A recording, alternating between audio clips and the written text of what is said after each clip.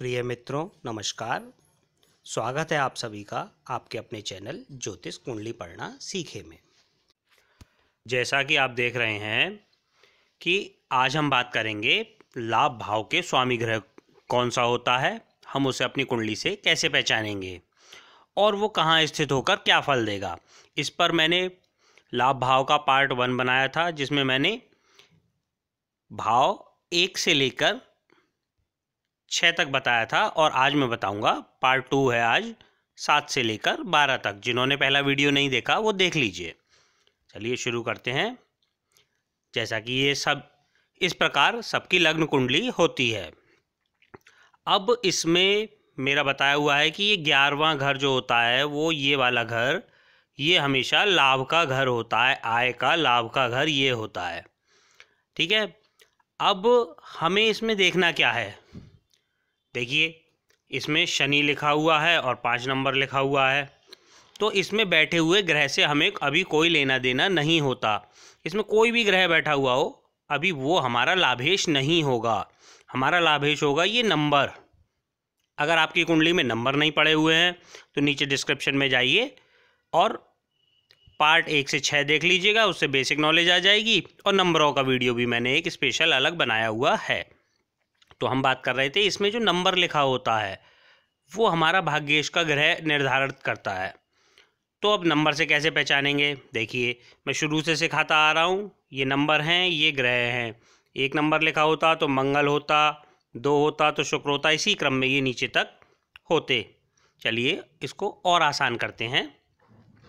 मैंने ये नंबरों के आगे ये नंबर लिखे हुए हैं और इनके आगे ये ग्रह लिखे हुए हैं।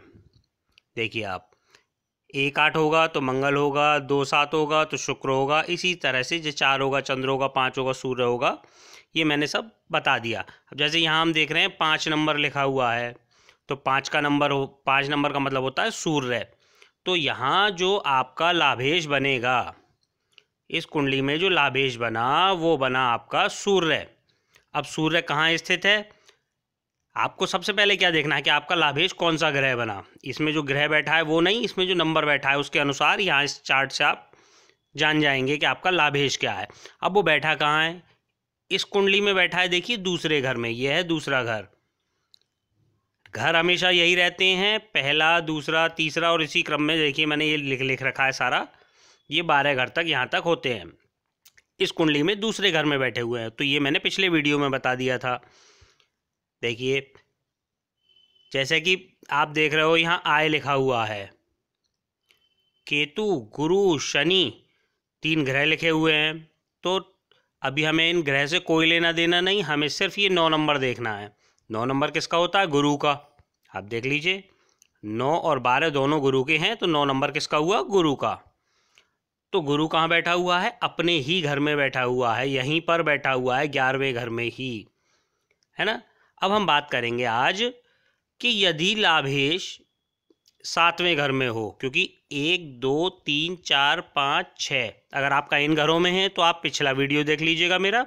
और आज हम बात करेंगे 7 से 12 तक। तो अगर लाभेश जो भी आपका बनता है वो अगर यहाँ 7वें घर में होगा तो क्या होगा। अब यहाँ पर अगर साथ में वो क्रूर ग्रह हो, अब क्रूर ग्रह कौन से होते हैं, जैसे सूर्य होता है, मंगल होता है, ये सब क्रूर ग्रह हैं। तो अगर क्रूर ग्रह हो तो शुरू में तो पत्नी से पति या पत्नी उसमें आपस में मतभेद बनते हैं शुरू में, लेकिन बाद में समय के साथ प्रीत हो जाती है। स्त्री के माध्यम से आय के साधन बनते हैं, परिवार का पूर्ण सुख प्राप्त होता है, लंबी आयु होती है, जातक ऐसा पराक्रमी होता है और ये जातक को तेजस्वी बनाता है। अब हम बात करेंगे यहाँ का आयेश, अगर यहाँ 8वें स्थान में हो, ये हमारा मृत्यु का घर भी कहलाता है ना। तो जातक की अल्पायु होती है, जातक को रोगों से पीड़ा होती है, आय के कम साधन होते हैं, जातक में उत्साह की कमी देखी जाती है। अब यदि यहाँ कोई शुभ ग्रह हो जाए, शुभ ग्रह भी शुभ अशुभ, ये सारी चीज़ें आपको पार्ट 1 से 6 में आपको मिल जाएंगी, आप नीचे जाकर देख लीजिएगा। तो हम बात कर रहे थे यहाँ अगर कोई शुभ ग्रह हो तो इसके विपरीत कुछ अच्छे फल मिल जाते हैं, क्योंकि जैसे मैंने बताया हुआ है 6, 8, 12 घर अच्छे शुभ नहीं होते। लाभेश का आपके 8वें में जाना अच्छा नहीं है। अब हम बात करेंगे कि लाभ भाव का स्वामी अगर 9वें घर में बैठ जाए, ये हमारा भाग्य का घर भी कहलाता है, यहाँ बैठ जाए। जैसे यहाँ 5 नंबर लिखा हुआ है, सूर्य बना और सूर्य यहाँ बैठ जाता है ना। यहाँ मान लीजिए लिखा होता 12 नंबर बृहस्पति, बृहस्पति यहाँ बैठ जाता, जैसे ये बैठा हुआ, और यहाँ नंबर होता 12, है ना, इस प्रकार होता।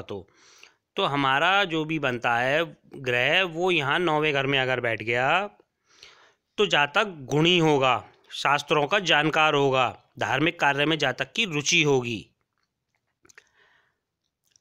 वो अपने धन को सामाजिक कार्यों में खर्च करेगा। अब यदि पाप प्रभाव में हो यहाँ ग्रह या पाप दृष्टि में हो तो जातक धार्मिक नहीं होता, अपने कार्यों से वह अपने शत्रुओं की वृद्धि कर लेता है। अब हम बात करेंगे आयेश अगर यहाँ कर्म स्थान में हो, 10वें घर में, यहाँ पर ये 10वां घर है, जो भी ग्रह यहाँ नंबर से बन रहा है और वो यहाँ पर बैठा हुआ हो तो क्या होगा, तो जातक माता से प्रेम करने वाला होगा, जातक धार्मिक होगा, सामाजिक कार्यों में भाग लेने वाला होगा। ऐसे जातक को राजनीतिक क्षेत्र में सफलता मिल जाती है। जातक धनी होता है, जातक की आयु भी लंबी होती है, लेकिन जातक का पिता से वैमनस्य रहता है। अब हम बात करेंगे आयेश अगर अपने ही घर में यहाँ 11वें घर में ही बैठ जाए, जो भी यहाँ नंबर लिखा हुआ हो और यहीं पर वो ग्रह बैठा हुआ हो 11वें घर में, तो क्या होता है, तो वो ऐसा जातक दीर्घायु होता है, गुणी होता है। ऐसे जातक को धन की भी कोई कमी नहीं होती, सामाजिक कार्यों से भी जातक आय प्राप्त करने वाला होता है, जातक प्रसन्नचित होता है, जातक मिलनसार होता है। अब हम बात करेंगे यहाँ का आयेश आपका या लाभेश आपका जो भी ग्रह बन रहा है वो 12वें घर में बैठ जाए, ये व्यय का घर कहलाता है ना।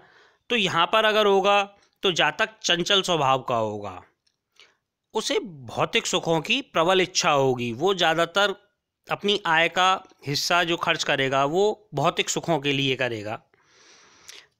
जातक को कुछ रोग भी होंगे, बाल्यावस्था जो होगी उसकी वो जातक की कष्ट में बीतेगी, लेकिन मध्य अवस्था में उसे सुख मिलता है। जातक भोग विलास में पड़कर बाद में पछताता है और चिंतित रहता है।